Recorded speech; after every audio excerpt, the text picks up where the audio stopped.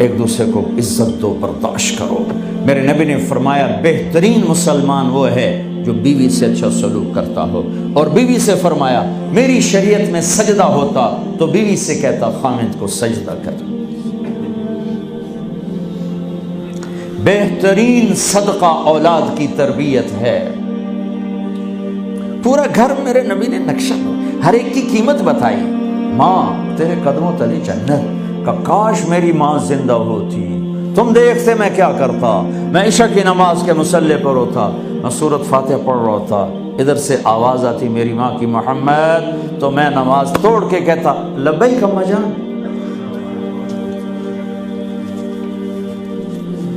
باپ کا تیرے جنت کا دروازہ ہے، باپ تیری جنت کا دروازہ ہے، کھولنا توڑنا نہیں، کھولنا توڑنا نہیں، توڑ دیا تو جنت میں نہ جا سکو گے۔ سب سے بہترین مسلمان جو بیوی سے اچھا سلوک کرے، سب سے بہترین عورت جو اپنے خامند کی منشا کو دیکھے۔ پھر آپ نے ایک عجب بات فرمائی جو معاشرے میں بہت بوجھ بنتا ہے جس کا، ہاں بھائی تمہیں ایسا صدقہ بتاؤں جس سے بڑھ کے کوئی صدقہ نہیں، تمہیں ایسا صدقہ بتاؤں جس سے بڑھ کے کوئی صدقہ نہیں۔ انہوں نے کہا جی کیا؟ کہا الابنۃ المردودہ، جس کی بیٹی کو طلاق ہو گئی یا بیوہ ہو گئی اور گھر واپس آ گئی ماں باپ کے، یا ماں باپ نہیں ہے تو بھائی ہیں، وہ ایک بوجھ بنتی ہے ماں باپ پر بھی، اور بھائی تو ویسے ہی باغی ہو جاتے ہیں۔ میرے نبی نے فرمایا اس بچی پہ خرچ کرنا کائنات کا سب سے افضل صدقہ ہے۔ گھر، ایک گھر کیسے چلتا ہے؟ ہمارے ہاں پنجاب، سندھ، بلوچستان سرحد میں بہنوں کو وراثت میں کوئی حصہ نہیں ملتا، سب بھائی کھا جاتے ہیں۔ میرے نبی نے فرمایا جس کو اللہ نے 2 بہنیں دیں اس نے ان کا حق ادا کیا، شادی کی حق ادا کیا۔ ماں باپ کی وراثت میں سے ہوتا ہے، اگر میں نے کوئی خود کمایا ہے اس میں بہنوں کا حق نہیں، ماں باپ سے اگر 1 روپیہ بھی آیا ہے تقسیم کیا جائے گا۔ جس نے بہنوں کا حق ادا کیا، شادی کی حق ادا کیا، اس پہ جنت واجب ہو گئی۔ جس کو اللہ نے 3 بیٹیاں دی، اس نے ان کی ڈولی اٹھائی، وہ جنت میں میرے ساتھ یوں ہوگا۔ ایک بولے اگر 2 ہوں، کہ جس نے 2 بیٹیوں کی شادی کی وہ بھی ایسے ہوگا۔ اللہ بھلا کرے۔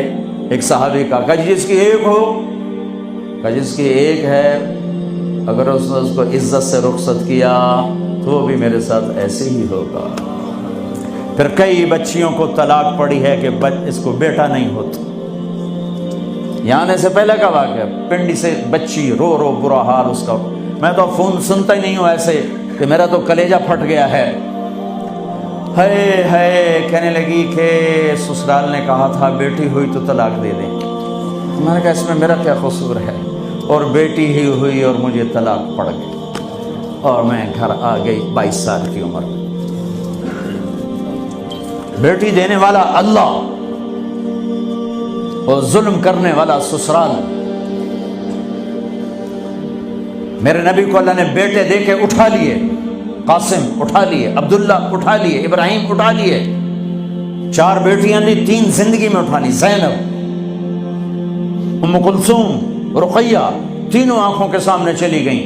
فاطمہ سے نسل چلی، آپ نے فرمایا لوگوں کی نسل بیٹے سے چلتی ہے، میری نسل میری بیٹی فاطمہ سے چلی۔ اس لعنت کو دھویا۔ عورت کا کیا قصور ہے اگر اس بیچاری کو بچیاں ہو رہی؟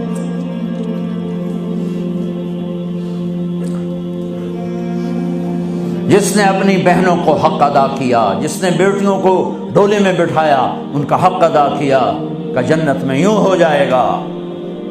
بہنوں کو دینا اتنا ضروری ہے، حرام ہو جاتی ہے روٹی۔ میں نے مولانا جمشید صاحب میرے استاد ہیں، میں نے ان سے تفسیر پڑھی۔ میں ایک دن شہد کی بوتل لے کر گیا، پرانی بات ہے 76-77۔ میں نے کہا حضرت یہ ہدیہ ہے۔ فرمایا کہاں سے لائے ہو؟